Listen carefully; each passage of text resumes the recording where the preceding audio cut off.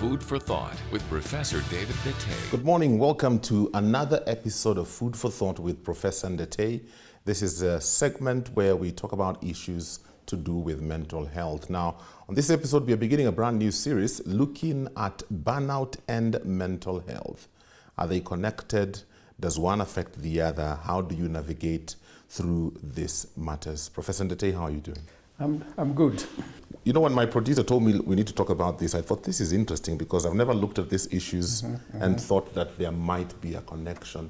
So let's begin by defining burnout. When we say burnout, what is burnout? Well, burnout is a kind of a technical term, and I will tell you what it means. But in lay language, you can deduce its meaning by breaking down the word. Is burn? Out. Yeah. There is fire? No, there's no fire. Burn out. Yeah, Yes. yeah. There is fire lighting, there is no fire. There is energy, there is no energy. Yeah. It's like things move from bad to worse, as it were. It's like the loss of a drive to move on. It's like you are on high speed and you have to reduce. Basically, that's what it means. Okay. Actually, this term was made popular by a professor of psychology at in one of the universities in America. But then she was doing a very good research, and then she got involved in administration in that university. And you know, when people when they get into administration, she stopped doing that kind of work. But she had lit the power, the light. She had lit the fire on this subject. But I think, in my view, for us to understand what burnout is in clinical situations, we like to use a very simple illustration. Okay. Let's start by saying that there is no life without stress. Shall I also say we need stress, and the way stress is some kind of pressure. We need some kind of pressure. We need to exert ourselves in order to achieve the things we want to achieve. Yes. We need some kind of energy to achieve whatever we want to achieve. And a good example is that you had a good party somewhere, and because you wanted this program to continue, maybe you left other places because there was something in you that was you had also to achieve, and therefore there is always pressure to achieve something. Okay. If you are a student, you have to read for your exams. True. If you don't read, then you are not going to achieve. You are not going to achieve the outputs or the outcome of your studies. Yeah. If you are in business, you want to get up early, you want to put a lot of effort, it is perfectly normal. In fact, life without pressure, life without stress, life without energy to drive you is totally unproductive life. Very true. Is useless life. So we need that one. And under normal circumstances, if you let's take the example of students, because I deal with students all the time. Yeah. At the beginning of a term, the examinations are sort of far off, so they don't put a lot of energy into it. Yeah, but as there's plenty of time. Yes. But as the examination get closer, they seem to have a little bit more energy than usual. They decide they are not going to go out. They decide they are going to read a little bit longer, maybe more hours and things like that. So you can see the drive to achieve things increases with the outcome that you are looking for. Yeah. So that's very necessary. So under normal circumstances, if you are able to draw a line of pressure, I'm just very hypothetical, from 0 to 100, like this. Okay, so you are ranging from 0 to 100, and here in between is 50, and maybe between 0 and 50 is 25, and 75. Yeah. And then you can see as the pressure increases, your output goes up. Yeah, and that's the graph that is very, very, very well known. Yeah. As your pressure in stress, and I'm using stress, pressure, drive interchangeably.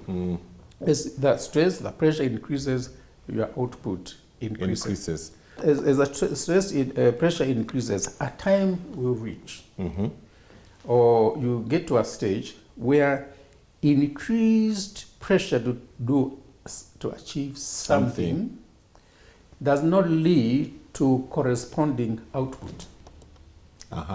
You say the pressure increases, your output increases up to a certain point, and then you reach a stage where you tend to plateau. Yeah. And when you plateau, it may be for a long time or for a short time. We'll talk about that. Yeah. When you plateau, is that you realize I am putting so much pressure, but I don't seem to be achieving what I need to achieve. Yes. You are developing burnout. Oh. In a very simple language. Very simple language. Okay. You are developing burnout is like you want to achieve, but you can't achieve. But a time comes when increasing pressure or pressure to achieve something, as a matter of fact, you go beyond the plateau and you start deteriorating. Oh, yet So you're putting in so much. You are putting in so much. The more effort you put in, the less you seem to be achieving. This increase where there is where the effort increases and there is corresponding output is perfectly normal. And if you didn't have it, if anybody didn't have it, even in this room, they will be living useless lives. But the problem is when you reach that plateau, even before you start going down, do you realize that you have reached that kind of plateau? And that's where many people don't know. Okay. By the time you start going down, whether you like it or not, even if you don't know yourself, people will tell you, no, we Slow can down. Slow down because we can see it. People who are very close to you will tell you, I can see it. Maybe when initially when you are plateauing, you may not realize, but when you start going down, that curve has got a technical term. I think the guy who first described was called Yag-Dutson sometime, but sometimes we call it toxic curve. Toxic. Because you reach a place where the pressure becomes toxic. There is a problem. Now, this is very important, and I want the listeners to listen to this. We are so different that you and I and all these guys behind the cameras are subjected to the same amount of stress. Yes. But our reactions are different. Yeah. And why are they different? Because me as an individual, maybe I've got my own genetic predisposition. Yes. I have different experiences in life, maybe where I came from, the many things that I might be doing, the kind of family that I have, how it is at place of work, the environment, and very many things. They modify the way particular individuals respond to stress. So at the end of the day, it is very individualized because you and I cannot be the same. Because we have different, even if you talk about genetics, we have different environments and backgrounds and aspirations and things like that. So we respond different. So this curve, which goes up like this and then plateaus and then comes down, will take different paths for different people. Professor, thank you for your time. Our time is far gone. You could. But I'm grateful for this conversation. I think for me, I've gained quite a bit of knowledge very good. on the issue of burnout. Okay, very good. Great. That's all the time we have for today. Thank you so much for being a part of Food for Thought with Professor Ndete. I hope this information is helpful to you. Remember, as always, even as we now begin to prepare for episodes into the next year, if there are particular topics you would want us to cover, feel free to suggest them. SMS line is 20316. WhatsApp number is 0786 316 316. Until next time, have a great day. Food for Thought with Professor David Bete.